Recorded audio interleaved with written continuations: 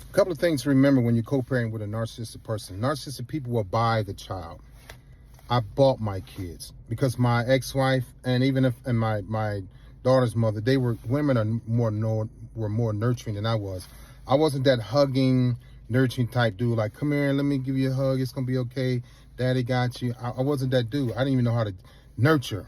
So I bought my kids. You know, don't get me wrong. I'm talking like when you're after the divorce or after the breakup, they're gonna feel like they can buy time with the children. That's why they go away. I don't give up. You know, they go off and get, you know, yell at you and call you names. They think they have time to buy with the children. Oh, he'll come back. My son will come back to me in about 2 years. He'll be good. Or my daughter know daddy loves her. You know, they'll be okay. You know, when we get mad and go away and put everybody else before the kids. And you all don't understand it, because what I did was I thought that I could buy time for my kids. And I was wrong. I neglected my daughter for like the first 5 to 7, 6 years of her life because I was a cheater. And I was very immature. And so I put other people before my kids.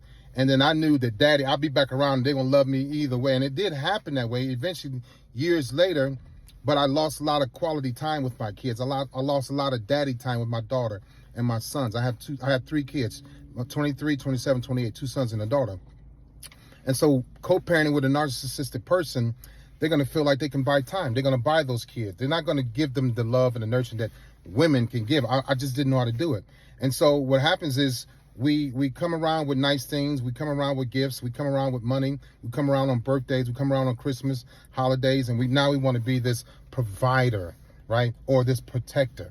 And that's just not enough. But that's what they do. And so you have to remember this. When you're co-parenting with a narcissistic person, please remember, say for instance, you got 2 kids. That narcissistic husband or the narcissistic wife or ex-wife or ex-husband, that's your 3rd child. You have to always beat them to the punch. You have to always make plans and stick to them. You have to always stand on business, since we want to talk about that. You have to always make sure you talk to your kids. You show your kids love, affection, and attention.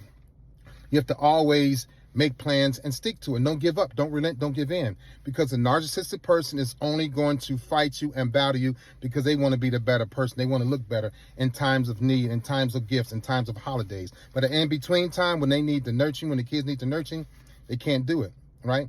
And so I would always, one thing about me in the military, I couldn't cut up, I couldn't act a fool. I had to go to court and shut up. But people out here in civilian world, y'all can cut up and act a fool. I couldn't, because I didn't want to get in trouble. I didn't want to mess with my image, and I wanted to get promoted.